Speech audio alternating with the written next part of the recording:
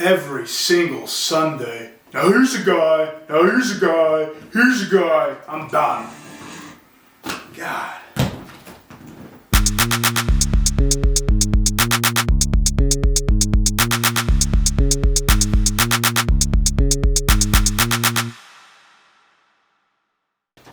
What's going on, guys? Welcome back to another episode of Paul Talks Patriots. Just quickly bringing it up while we're on the topic. How did I get my podcast name?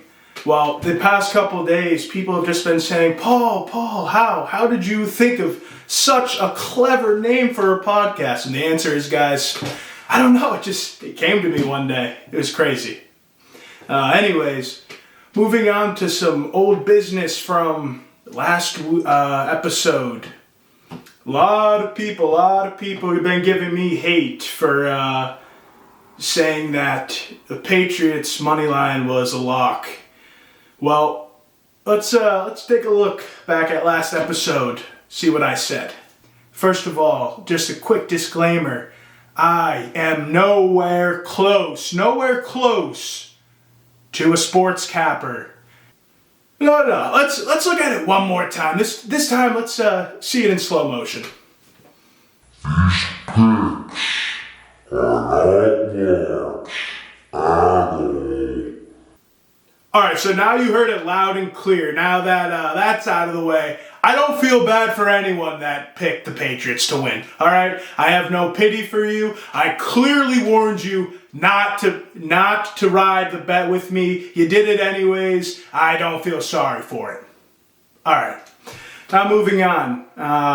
Patriots for the 13th time this year, I can say the Patriots lost. It's a lot of losses. It was 17-3 against the Jets. Crappy weather. Nothing you can do about that. But the two things I did mention was the turnover differential and who was going to win in the rushing game. We lost both of those, and as a result, we lost the game. The Jets outrushed us 185 yards to 88 yards. Now, those stats for the Jets are a little inflated because of that 50-yard touchdown run for Breece Hall at the end of the game. But it doesn't really matter. They still beat us by a good margin without that. And, you know, for the limited amount of talent that the Jets have, we really just had to focus in on Breece Hall, and we couldn't do that, which is pretty disappointing. I do blame one of the field goals in that game that we let up on Bryce Behringer for a bad punt that he let up in the first half.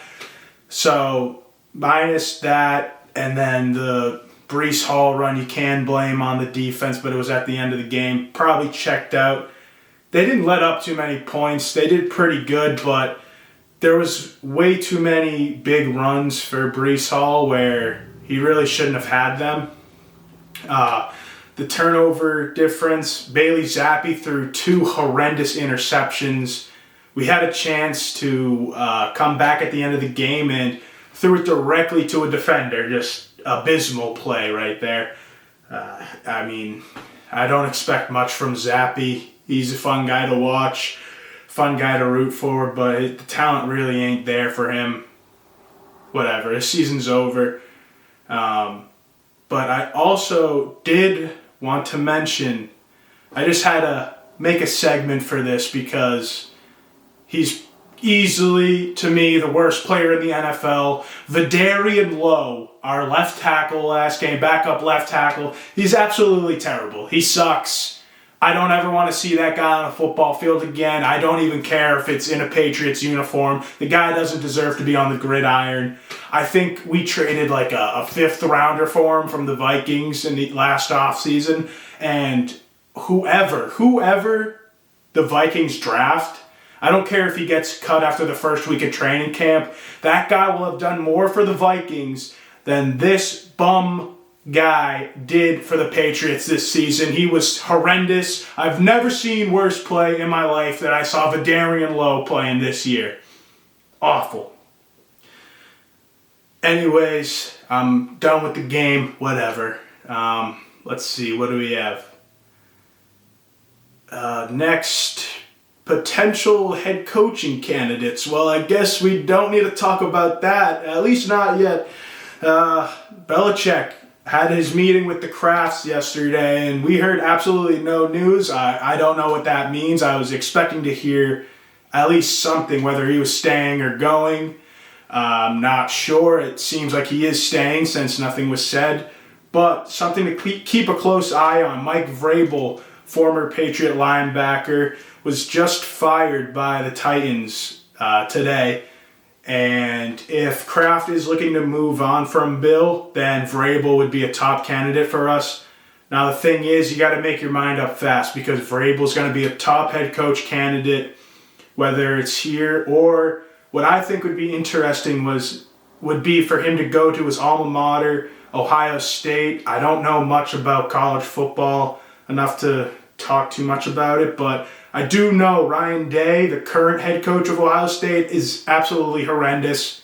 He can't beat Michigan, their top rival. He can't win a playoff game, let alone making the playoffs, so that's my 2 cents on that.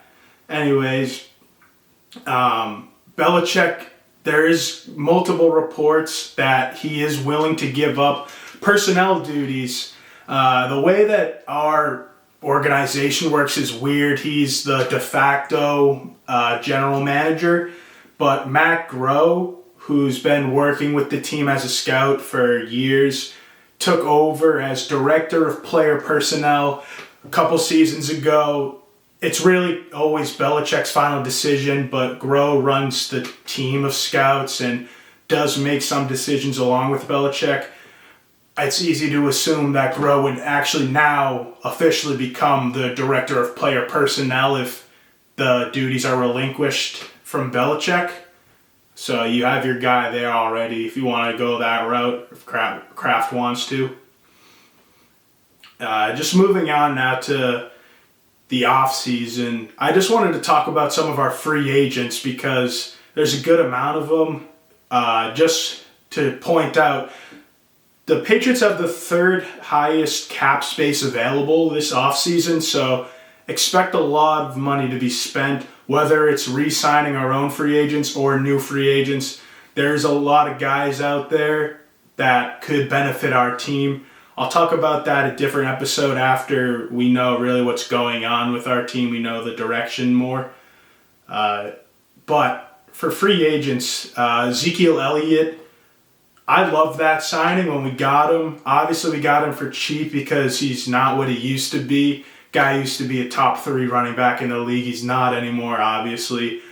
But when Stevenson got hurt this year, Zeke stepped up. He seemed to be a great locker room guy. But at the end of the day, he's replaceable. We have our third string running back, Kevin Harris, who also had a great season when he did get his limited amount of chances. I think he could easily step up into a backup role. Bill also, well, if it is Bill, he likes to draft a running back every couple of years just to keep building on that. I don't see Ezekiel Elliott coming back next year. Kendrick Bourne, another guy, first year, didn't do too much because had some beef with Bill, and that never ends well for the player. Bill's a petty guy, benched him or didn't play him a lot last year. This year, made amends, was getting a lot of playing time, and he was producing for us. Unfortunately, he got injured, so it was a big hit to our offense. But here's another guy who I would love to see back with the Patriots, but I don't think he's a necessity. Our wide receivers are terrible, but there are other options out there of wide receivers you can spend money on. I think at the end of the day, it's a real possibility Kendrick Bourne does end up back on the team, but definitely not your first priority this offseason. Moving on to our tight ends. All 3 of our tight ends that were on our roster are free agents. So that's a tough scenario. I don't see us re-signing Gesicki. He didn't really meet expectations this year. You can find a guy that's going to replace Gesicki, whether it's in the draft, probably in the draft, I would assume. Find someone young, someone cheap, and he's maybe not going to put up the same numbers, but it can't be too far off from what Gesicki did because he didn't really produce much. As far as Hunter Henry goes, I want to re-sign Hunter, another guy. Didn't really meet expectations, but he's a big threat in the red zone, and he will produce outside of the red zone as well. He's an easy target for a young quarterback, whether it's someone already on our team or someone that we draft. Young quarterbacks tend to like their tight ends. It's kind of like a safety outlet for them. So Hunter Henry, with all of his experience in the NFL, would be a good re-signing. Farrell Brown, just a fun guy to watch play. He doesn't really do much in the passing game at all. Not much of a receiver, but a great blocking tight end. A good guy to have as your third tight end for your running schemes. Our team likes to run the ball a lot. Loves to have two tight ends out there on the field. So I think he would be a perfect guy to re-sign for a minimal role that he played this year. All right. Trent Brown. I literally have in my notes, see you later. I hate this guy. He's lazy. He's morbidly obese. Doesn't care about his weight. And he doesn't produce anymore. First time around the block with us, he was great. Gave him a second chance after he failed out of the Raiders program. And he just hasn't produced. He doesn't care. He sits out of practices. Like I said in my last episode, with an illness, he missed practice all week. Are you kidding me? It's a bunch of BS. Get him out of here. I don't want to see him. Now on the complete other spectrum, Mike Onwenu. He started the season as a guard for us, moved to right tackle where he was playing last year. Honestly, the guy is probably one of the most underrated players in the league, I would say. Not too many people know about him or know how much he's worth, but he's our priority, number 1A, I would say. 1A. This is one of the few great draft picks Bill has made over recent years. Guy's versatile, and he's great. You can always rely on him to do some good blocking for our offensive line. Unfortunately, he's going to cost a lot of money, but that's not a problem because he is a premium player, and we have plenty of money to spend, like I said. Priority 1B would be Kyle Duggar for me. He just seems to be a great locker room guy. Coming into this season, he had Pro Bowl expectations. Last year, some people thought he got snubbed. I don't think he lived up to that hype this year. I think he did have a great season, but regardless, he's a great guy to have on your team. He is able to play a couple of different positions, and ultimately he's a fun guy to watch and a guy that would be worth every penny that you would pay him. Josh Uche, another guy that was going into this season with some high expectations. He was, honestly, he got 10.5 sacks last year, I think it was. And this year, it was just kind of disappointing. He couldn't find his groove. He only played in 8 games, and the most games he played consecutively was 3. It's tough to produce when you're not playing for a while and you can't really put up much in the stats category. There's nothing you can do there. Sorry, I just got a call from my mom and threw me off there. Anyways, with Keon White coming into his second year, he's someone that can replace Uche, obviously on a rookie contract. Uche is going to ask for a fat bag, honestly, and I don't think it's worth giving him that contract. I don't know, we'll see. Judon, you don't know what's going to happen with him next year, but regardless, he's under contract and Uche is going to be asking for a lot of money. I don't see it happening. Anthony Jennings and Mac Wilson, both, kind of the same player there. I think Mac's a little more versatile in where you can play him. Again, they both had good seasons. They're not like make or break players on your defense. They know their role. That's why they're good Patriots. The whole do your job mantra. They live up to that in every sense. But at the end of the day, I think you can find someone to replace at least one of them, if not both of them. If you want to re-sign one of them, go for it. I lean Mac in that case, but again, they're not that great of players, spectacular players you need to re-sign. Miles Bryant. All right, I also have see you later written down for this guy. Absolutely terrible. As long as he's been here, I think I can count on one hand how many times I've seen him make a good play. And I don't think I need all 5 fingers, honestly. The guy sucks. Everyone else sees it. I don't know why he's still on our team. He's just a waste of a roster spot to me, especially at a position where you have a lot of depth. Doesn't make sense. I don't know, but if this guy's in a Patriots uniform next year, I'm going to be pretty ticked off. Jalen Mills. I lean yes to re-signing him. We have Jabril Peppers, who had a great season. Fun guy to watch. Jalen Mills, I don't know if we will re-sign him just because I think other teams are going to want to go after him. If we are able to keep him on a cheaper deal, I say go for it. Why not?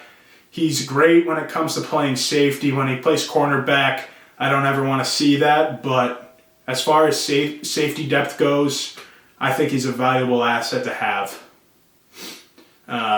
Last, Cody Davis.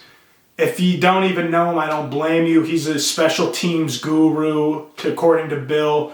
I don't care if we re-sign him or not. It makes no difference. Again, Bill will probably draft some random nobody, sign some random undrafted free agent that's going to be a god at special teams. This guy, ironically, will probably get the most lucrative special teams deal ever or something because Bill just loves getting off on his special teams. Whatever. Speaking of filling in through the draft, though, I do want to move on to talking about that. We, as Patriots fans, have not experienced this high of a pick since we drafted Drew Bledsoe way back when. The possibilities are a little overwhelming to think about. And for us, it really depends on what happens with the first 2 picks, obviously, but there's a lot that could happen. As far as the Bears go, they have a tough decision to make with the first overall pick. You have Justin Fields at quarterback, who did show some promise this season. I just don't see him being the top 5, top 10 quarterback that you need. He has potential, and maybe it's the coaching there, but I think he has all the natural gifts and abilities in the world. He just doesn't have the intangibles to put it all together, personally. For me, I would trade Fields, draft Caleb Williams first overall. But here's the interesting thing. If you trade Fields, who's looking for him? I think the Falcons pick him up. They're desperate for a good quarterback. That's the only missing piece they have for competing, especially in their division. It's really probably one of the worst, if not the worst division in the NFL. They're a quarterback away. I think they're desperate. They end up trading for Fields. And with that, you get Caleb Williams on a rookie contract for an extra 3 years where the Bears have financial flexibility to go sign other people that could help their team. And the haul you would get for trading Fields is pretty good. And they might be able to snag the Falcons' 8th overall pick if he goes there. And then you're building a good roster yourself. However, if the Bears decide to keep Fields, I don't see them drafting anyone first overall. I think they would trade the pick because the haul they would get for that in return is even greater than if they traded Fields. Caleb Williams is probably the highest prospect for quarterback since Trevor Lawrence several years ago, if not even a better prospect than Trevor Lawrence. And the amount of picks they would get for that is through the roof. So it really depends what they do. Either way, I think Caleb Williams goes first overall. Second overall, Commanders are going Drake May. I don't really see a debate for this. I think they take Drake May. So there you go. You have your first 2 quarterbacks off the board there. And where does that leave the Patriots? Now, we do need a quarterback. There's no question about it. It's tough though. Do you want to take a risk on the other quarterbacks like Jaden Daniels, Penix, who by the way did not play too well last night in that national championship game? I don't think a third overall pick is worth it. If you want to trade back for a quarterback and draft one of them, go for it. Again, I really don't want to. I think you have to decide between Marvin Harrison Jr., the wide receiver out of Ohio State, or Joe Alt, who I talked about last week, the left tackle out of Notre Dame. The thing is if you want to draft Marvin Harrison Jr., go for it. But I'm not dealing with Vidarian Lowe or Trent Brown at left tackle again, so you better re-sign or sign someone else that's going to replace him. I'm done with them. If you want to go Joe Alt, I'm so fixated on that. Like, if we don't draft him, I honestly would be upset. I can't complain about drafting Marvin Harrison Jr., but I'm so set on drafting Joe Alt. I want to see that happen. The thing is if we think we can trade back, get more picks, and still draft Joe Alt, I'm all for it. You know the Patriots love to trade back. Again, that's Bill usually doing that, so who knows if he's going to be in charge of it. But your decision here is between Marvin Harrison Jr. and Joe Alt for me. There's a lot more to talk about, but I do want to save that for a later episode. And it's going to be a long, interesting offseason for us. So we'll continue to talk about this. Until next time, I'm Paul. Been talking about the Patriots. I'll catch you next time.